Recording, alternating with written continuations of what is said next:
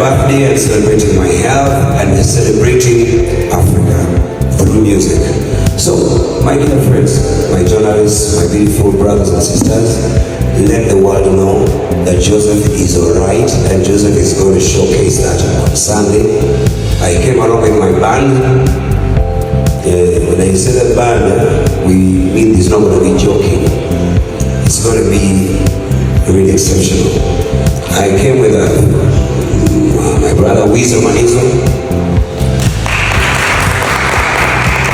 Weasel told me there's no way you're leaving me for such a beautiful celebration, so he'll say the rest himself.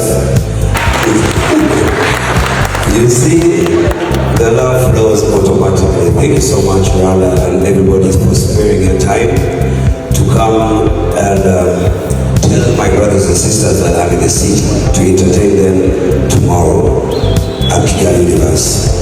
It is a very good honor to be here. Like my brother said, I was supposed to be here a little bit earlier last year, but that doesn't need an explanation. I need to